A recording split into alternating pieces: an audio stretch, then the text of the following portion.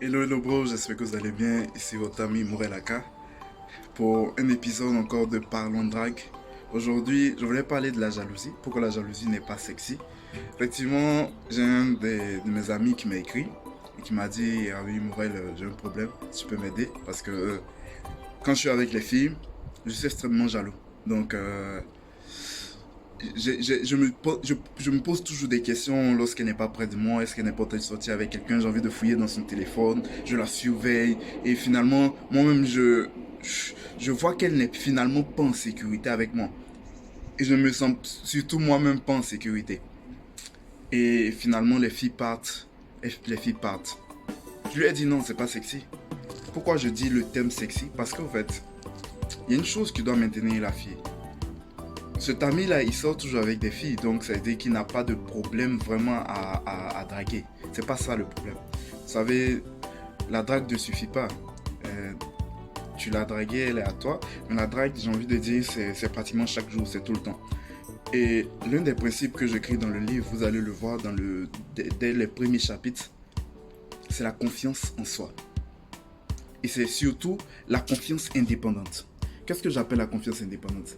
C'est ta capacité à toi d'être, si tu veux, de ne pas avoir confiance en toi en fonction de la fille qui est devant toi. Je dis quoi? C'est-à-dire par exemple, si tu sais que la fille est moins âgée que toi, automatiquement, tu te sens déjà grand vis-à-vis d'elle. Donc tu as un peu plus confiance en toi. Je dis quoi? Parce que sa taille vis-à-vis de la tienne, tu es un peu plus grand de taille qu'elle, ça te donne quelque chose de supérieur et finalement tu as confiance en toi. Ou encore un autre exemple, ta situation sociale te met dans une position confortable. Mais non, il ne s'agit pas de ça.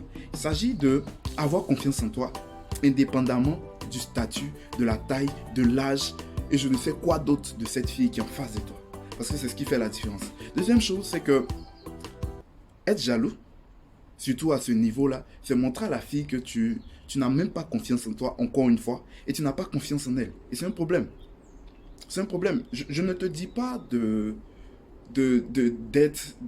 j'ai envie de dire, quelqu'un qui ne prête pas attention. Non. Si tu, je dis quoi, si tu aimes ton jardin, si tu aimes tes fleurs, tu passes les voir de temps en temps et tu surveilles s'il n'y a pas des rongeurs. Et voilà, ça par contre c'est sexy. Les filles aiment bien ça. Quelques fois, quelques rares fois, tu joues un peu le mec protecteur. Ah oui, c'est qui te regarde, mais pas plus quoi, pas plus. Donc, quand à un moment donné, tu n'arrives pas toi-même à te faire confiance, tu n'as pas confiance en toi, c'est ça le problème. Parce que si tu as confiance en toi, pourquoi tu te dis qu'un gars va venir te prendre ta go? Je ne comprends pas. Non, non. Faut avoir confiance en toi. Faut avoir confiance en toi. Et souvent, le problème, les gars, c'est quoi? C'est que si toi-même, tu n'es pas un gars qui est très sérieux, on se comprend. Voilà. Si toi-même, tu sais que tu n'es pas un gars qui est très sérieux, effectivement, c'est facile pour toi de tomber dans ce type de jalousie. Parce que tu te dis, ah ouais, peut-être que la fille, elle est comme moi. Parce que toi, tu n'arrives pas à rester seulement avec cette fille-là.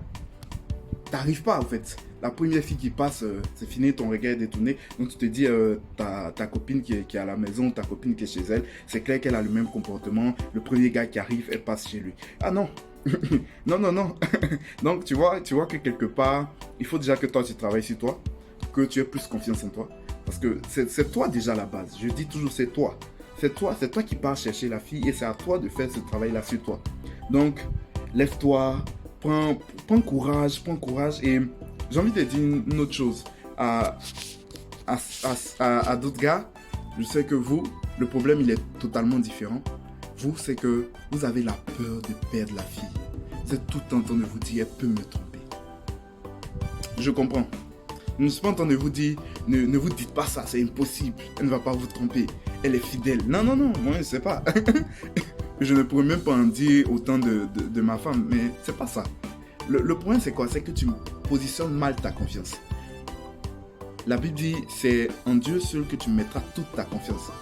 Tu comprends? Ton problème c'est que ta confiance c'est ta femme. Et tu as un problème, c'est dit, tu es là et tu te dis, waouh, si elle m'a trompé, ma vie est finie.